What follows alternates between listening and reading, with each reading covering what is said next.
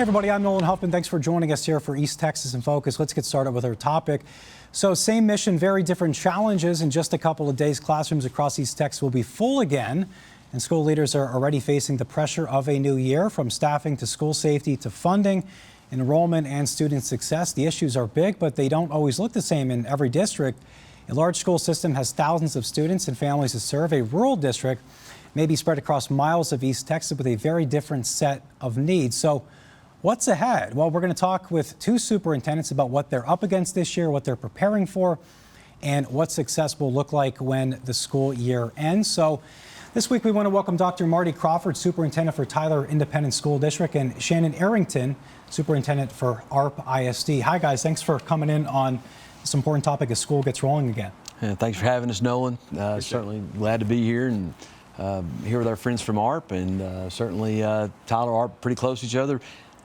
Similar needs, but there's some differences. So happy to talk to you all about it today. Absolutely. So I want to start with Dr. Crawford. I'm going to start with, for Tyler ISD, is there anything new parents and students can expect when they come through the doors this year? Well, at certain campuses, we do have some significant changes in some of the instruction that we're providing. We've already started school at Bolter Middle School. That's an ACE program there. We've started because of something that TEA and the legislature has provided some funding for, and that's an additional day school year calendar. We've transformed the staff over there. We've provided some new leadership over there as well. So they're underway. They're in their second week of school already. So that is one significant change that we did target Bolter with. Every kid deserves to be in A or B rated middle school in Tyler, Texas. They've been struggling a little bit to meet the C line. They've kind of been back and forth a little bit, and so that's a significant change over there. And then we've got some other ones. The feeder pattern that leads into Bolter, we call those our Evergreen Systems of Excellence schools. They're going to have some differences as far as the instructional programming over there that teachers are providing as far as the teaching and learning program goes, and so that's going to be new. Mr. Arrington, what can you tell us about ARP ISD? Well, big thing for us as a small rural school, we met with our community stakeholders last spring. And one thing that stood out to us was how we communicate with our community. So we're going under one umbrella, one form of communication. We use Apogee Rooms. We've had an ARP ISD app that we're really proud of for a few years now. And so we have incorporated Apogee Rooms, which is a part of that app. So every form of communication that goes out to our community, to our parents, and even how we communicate with our students is going to be under that one umbrella. So it's about safety, transparency, and it's also about making sure that we don't have all the different communication types of streams out there used. So anyway, that's a big thing for us at ARP America. All right, and Dr. Crawford, back to you. What does school safety look like in your district when students are coming in this year? Yeah, that's been a priority for a long time in Tyler. We really did ramp it up in 2019 before a lot of the new statute that came out. We do have a police officer on every campus that we have, some upwards of 25 to 27 campuses. We have a safety security team and police department of upwards of 40.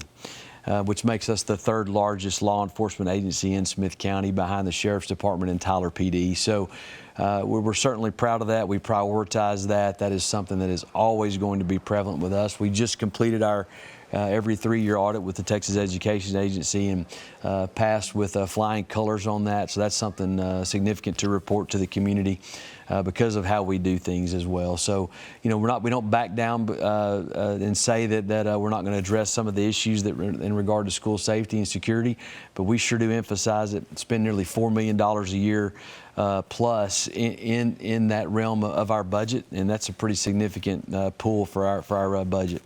Mr. Arrington, what can you tell us about school safety at ARP? So for us, this past year, we have gone through a complete outfitting at the elementary. Now we have all new safety doors that are installed, keypad entry or the key fob entryway for our teachers to use. That's a big deal. We passed a bond back in November, and we have set aside a lot of money to make sure that from a safety standpoint, we have safety vestibules now on all of our campuses, all new safety doors. So that's been a big deal for us. And we added an officer last year. We now have 2 officers. We've had an ISD police force since 2019, but we were able to successfully add another officer to help keep our students protected. And I know our community really appreciates that. Yeah, and Dr. Crawford, what did you guys learn from last school year bringing into this year? Is there anything you can tell us about that? Well, I just, the degree of difficulty of providing successful student outcomes, it certainly ramps up every year. There are new pressures that come out of Austin, not just as far as accountability goes, but as far as compliance goes as well. And that just continues to add on each other. Schooling is not like it was 20 to 30 years ago. Heck, it's not the same as it was when I got here a dozen years ago. So anything significant or different as far as learning last year, obviously, is accountability is always priority for us because we embrace it.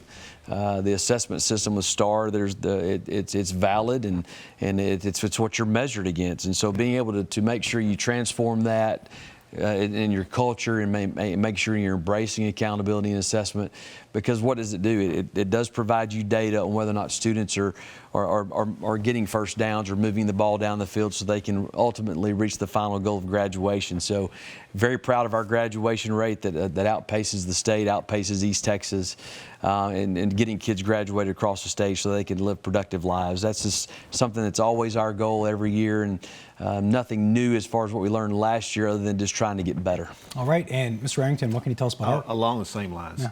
Student outcomes actually are driving force behind what we do. Not just from an accountability or educational standpoint, where it's all educational, but across the board. Our motto is we want to win. We want to win at everything. And we try to put the best possible people in front of our students so we can improve all of our student outcomes. But again, it's hard. Accountability is not going away. And just like Dr. Crawford said, we embrace it. We're competitors, and we're all competing for the same thing. We're competing for the same people. We want people to want to be in our school districts. So we embrace academic outcomes. We embrace accountability because it's not going anywhere. And we want to see our students be prepared upon leaving us, for sure. All right, guys, we appreciate it. We're going to take a quick break, but when we come back, every school district has the same mission, of course, to give students the tools they need to succeed. But getting there can look very different when we come back here in East Texas in Focus and look at the financial situation at these school districts and the different challenges they each have. We'll be right back. All right, welcome back. When it comes to education, every district has that same goal, but not necessarily the same resources, from staffing to facilities, the transportation, and the cost of keeping schools running. Districts are being asked to do more with what they have. So how does that look different in a large district compared to a smaller rural one? And what other challenges do they face? That's what we're focusing on right now. So bringing back Tyler ISD Superintendent Dr. Marty Crawford and ARP ISD Superintendent Shannon Arrington. Mr. Arrington, I want to start with you on this. So with that new school voucher program that was implemented by the state, what impact do you expect to have it on ARP ISD when it comes to enrollment and funding in the future? Well, that's a good question. So for us, being rural, we really haven't seen a significant impact with vouchers yet. I'm not saying it won't happen, but for us right now, we're so far removed from private schools that it hasn't been impactful at all. I think, if anything, from a voucher standpoint, we have seen a rise in our homeschool students, but I have not seen the data that suggests that they're taking advantage of that money as of yet. And I know the way they do the vouchers on levels. I don't know where that has impacted our community and what households and what level they're on. I don't have that data yet. I don't think it's going to impact us a whole lot. I think the thing that impacts us the most is just we have a high mobility rate because right where we're at, we touch, in 20 miles from my office, there's 12 different school districts. And I think a lot of times people are moving around trying to find, a lower cost of living right now in today's time. So I think that's been more impactful for us than the voucher system has. We accept that legislation passed. So we're kind of moving past that, so to speak. Dr. Crawford, what can you tell us about Tyler ISD? Yeah, private schools have been in Tyler since the 1970s, and competition's good, and certainly we embrace that. I think there's been administrations that have come through Tyler that have really tried to snicker at it or maybe not respect it, and we certainly respect that parents have a choice. But at the same time, we share the same kids, we share the same staff, we share the same parents across the different choices that you have, whether it be private school, charter school, homeschool, or public school, but with our peers, with our neighboring school districts as well. So it's just our job to compete We certainly think that a lot of the vouchers right now look like they're going to students that are already choosing private school education. We'll keep an eye on it, but as the largest school system in East Texas, we've grown the last couple of years by about 750 students. Most of those have come from other public school systems across the state to Tyler, and we'll continue to monitor, but at the same time, we got to continue to compete. Make sure that we've got great student life in our secondary schools, and then our academics are top notch, top shelf, but at the same time making sure that our campuses are safe and secure. And those are the three things that we really can harp upon. We've been very blessed by our community with the facilities they've provided us. Our taxpayers have backed us significantly over the last 20 years, and so you can't find facilities in East Texas or maybe across the state that can compete with what we have. So again, continue to make sure you take care of the things you're responsible for, do well at those things, give parents a legitimate choice to choose public schools, and I think things will take care of themselves. All right, and Mr. Arlington, I'm going to go back to you. With the school's overall budget there at ARP ISD, kind of what is it going into this 2026-27 school year? Are rising costs having an effect there at the school district at all? Well, I think rising costs are having an impact on everybody across East Texas. I mean, across the state. I mean, last time I saw some data on this, I think it was over 65% of school districts across the state were facing a deficit budget. Now, we're very blessed at ARP ISD. From 2020 to 2024, we saw 135 new students, which is impactful for us. Now, last year, we saw a decline of about 80 students, and over half of those was because parents were moving. We identified that parents were moving because they were looking to lower their house costs. And that goes back to that student mobility rate, and so they're moving here, there, and maybe moving to Tyler because they can find a cheaper way to live. So that has been, we anticipate that's going to impact our budget this year, but right now we're planning on having a balanced budget. Again, it's so hard to predict, and Dr. Crawford can speak to this too. The school finance system is a very intricate, I don't know if that's a great word to use, but it is. And so the driving factor is your number of students. And for us, as a rural school, and I probably can speak for all the East Texas rural schools, history tends to repeat itself. If you go back to early 2010, 2011, rising costs, inflation, people start to move around a little more in and out of our rural schools. And so it's kind of up and down. We go up and then our enrollment will go down. So that is very hard to set a budget based on that. But again, we're very blessed at ARP ISD and so thankful that we have everything our students need at our school district. What's Tyler ISD's situation looking like? Yeah, we're going to adopt a balanced budget again. Here in East Texas, especially in Tyler, that is a standard, and you better get to it. And so we will be doing that again, once again, for the past 25 years. So no deficit in Tyler. $200 million budget to serve approximately 20,000 students. About 2,700 to 2,800 staff persons in there as well. That's something that we respect. We want to make sure that we use those tax dollars efficiently. I will say the complexity of the Texas public school finance system is an amoeba. It is a moving target a lot of times, and especially when you start talking about inflation and the cost of things, it's difficult. But I'll also say this: we're capped, we're compressed, we're told pretty much what our tax rate can be. I know there's a conversation about values going up, but we don't get to see a lot of that value increase. In fact, we can only realize 2.5% of any type of increase. So if property values increase by 10%, school districts can effectively only go grab 2.5% of that 10% increase. And so it's not like we're flush anymore. And I respect that as a taxpayer myself, understanding what home values, how they do significantly go up because there's a budget that has to be met and the state's got to do that. So I do appreciate the legislature compressing that, but it does make the job of school district CEO awfully difficult at times to meet those goals, but we can say effectively in Tyler ISD and ARP ISD that we're able to meet those challenges.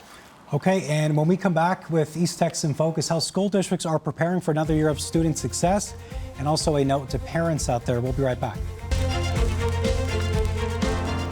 All right, welcome back here with East Texas in Focus, continuing our conversation with Dr. Marty Crawford, Tyler ISD Superintendent, and ARP ISD Superintendent Shannon Arrington. I want to start with Dr. Crawford here. I want to go back to you guys being a really big school district here in East Texas. With it being that big, what's the biggest challenge you guys face year in and year out? Yeah, comparatively in East Texas, we are the largest school system. The top of Houston, all the way over to Shreveport, all the way up to Fort Smith or Little Rock, Arkansas, and over to Tulsa, Oklahoma, and then back down to the east side of the Metroplex. That largest school system in the largest county and the largest city in East Texas. So the complexities are just that, especially here in this part of Texas.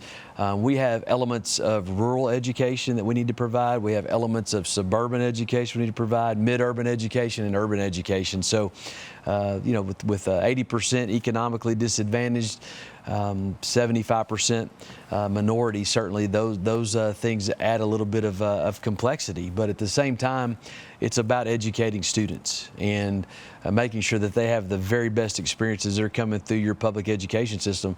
It's no different in ARP than it is in Tyler. You only get one shot to educate these kiddos, and you better do it within the framework of what your community expects you to do. And we realize that we work in this part of the state and what our expectations are from East Texans as far as education goes. We want to make sure that we provide that education in any way that we possibly can. Yeah, and then ARP ISD obviously a little bit different than Tyler, smaller. How does that compare with Tyler ISD with what you guys have to deal with year in and year out? Well, I mean, it's eerily similar, but at the same time vastly different, because we're about a 90 square mile district.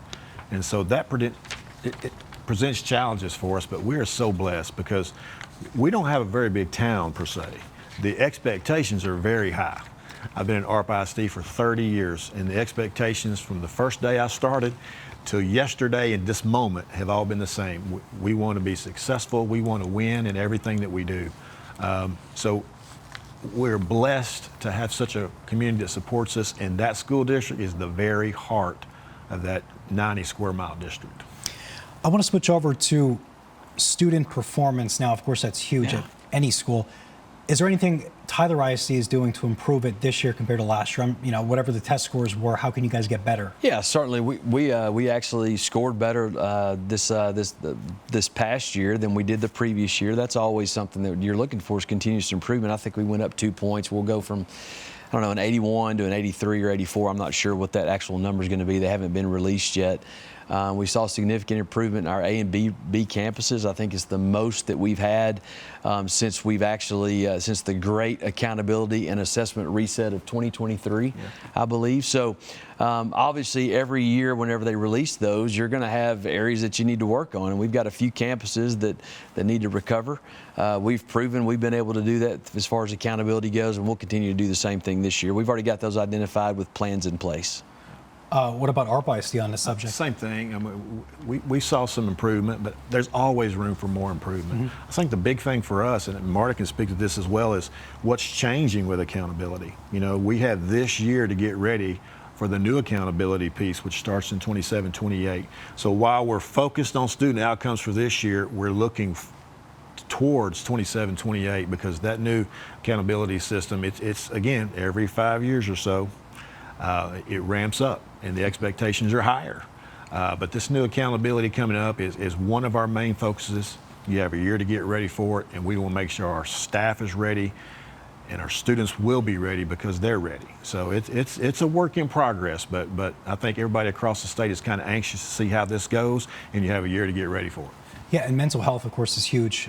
Any school, parents want to see their kids happy and doing well. What is Tyler ISD doing to make sure all your guys' students are in the right mindset day in and day out?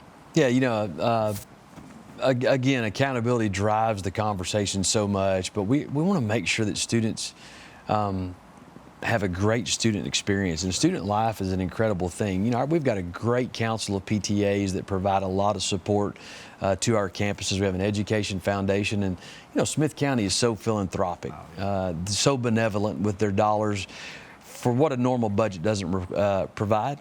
And so being able to surround our students with some of those student experiential things, whether it be new equipment for recess or PE, or making sure that they have a Kona ice truck outside for some rewards, those are the types of things that you remember from school. It's not always about accountability. It's always about student life. It's always about making sure that kids are happy.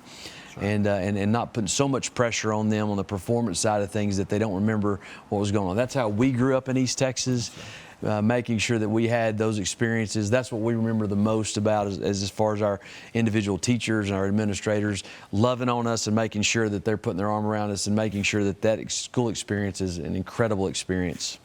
Okay, we will be right back. We'll have closing thoughts on this week's topic here on East Texas in Focus. All right, welcome back here, East Texas in Focus here. Dr. Crawford, I want to start with you really quickly, about a minute. If you could tell parents one thing heading into the school year, what would it be? Well, we're always going to make sure that we keep your kiddos safe.